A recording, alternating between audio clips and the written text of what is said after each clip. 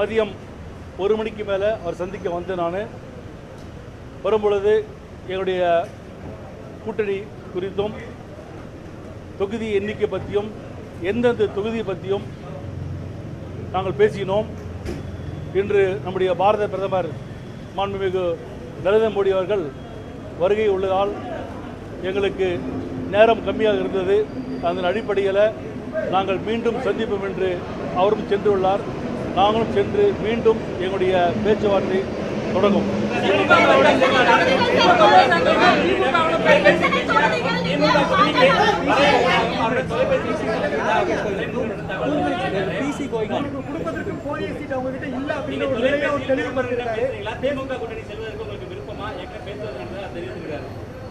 அதாவது நான் கிட்டத்தட்ட பார்த்தீங்கன்னா நான் முதலே சொல்லியிருக்கேன் உங்களுக்கு, இது வரைக்கும் நான் பத்திரிக்கையில் ஒரே ஒரு பேட்டி தான் கொடுத்துருக்கேன்.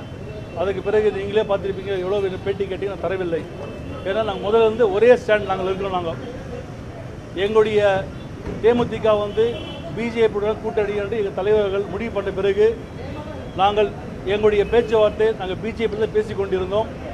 அந்த காலகட்டத்தில் அவர்கள் இது தமிழ்நாட்டை பொறுத்த வரைக்கும் தமிழக இருக்கின்ற அதிமுகவுடைய தலைமையில் தான் அந்த கூட்டணி வர வேண்டும் என்று அவர்கள் விரும்பினார்கள்.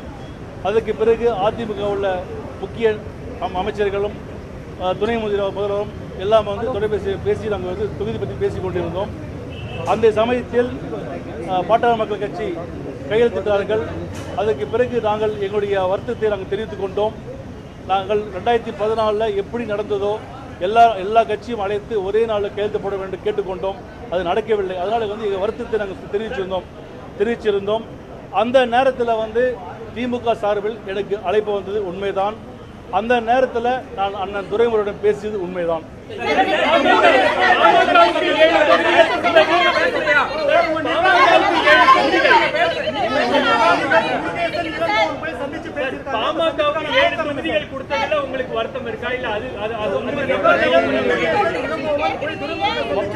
பாட்டாளி மக்கள் கட்சிக்கு 7+1 கொடுத்தது அது அவங்களுடைய தனிப்பட்ட விருது.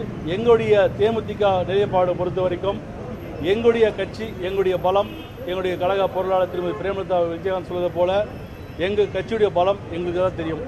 ஆகையால் எங்களுடைய கட்சிக்கு என்ன இலக்கு தேவையோ, எந்த எண்ணிக்கை தேவையோ அந்த அடிப்படையில் நாங்கள் கேட்டுக்கொள்கிறோம்.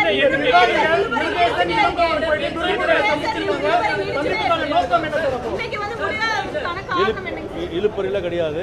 இன்னைக்கு பேச்சுவார்த்தை நம்முடைய எந்தெந்த தொகுதி எண்ணிக்கை அது கிட்டத்தட்ட முடியறதுக்கு ஸ்டேஜ் வந்துருச்சு. அநேகமாக நாளை இல்லை மறுநாள் நாங்கள் தெரிவிச்சோம். புரியல சொல்றாங்க.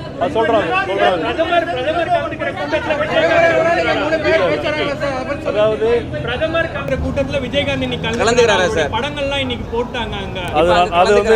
அந்த ஸ்டேஜ் நான் பார்க்கல. அந்த படம் போட்டாங்களா இல்லையா எனக்கு தெரியாது. நேற்று இரவு சொல்ல தொலைப்பு நேற்று இரவு கலந்துக்கிற கூட்டத்தில் விஜயகாந்த் பங்கேற்பாரா இல்லையா? அதாவது இன்னும் கூட்டணி பேசினே இருக்கோம். தொகுதி இன்னும் முடியவில்லை, எண்ணிக்கை முடியவில்லை. இதெல்லாம் முடிஞ்ச உடனே இன்னும் பிஜேபி கூட்டம் இன்னும் மோடி அவர்கள் தமிழகத்தில் கண்டிப்பாக இன்னும் ஒரு 5 வாட்டி வரப்போகிறாரு. இன்னும் கண்டிப்பாக அந்த மீட்டில் கண்டிப்பாக நான் கலந்து கொள்ளணும்.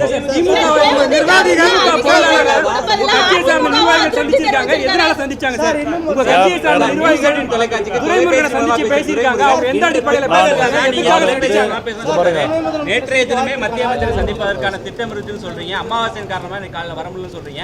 ஆனா இன்றைக்கு பிற்பகல்ல தான் துரைமுருகன் அவர்களிடம் பேச்சுவார்த்தை ஈடுபட்டதாகவும் திமுக கூட்டணிக்கு நாங்கள் வர இருக்கிறோம், அதிமுக கூட்டணியில் செல்ல விருப்பமில்லை.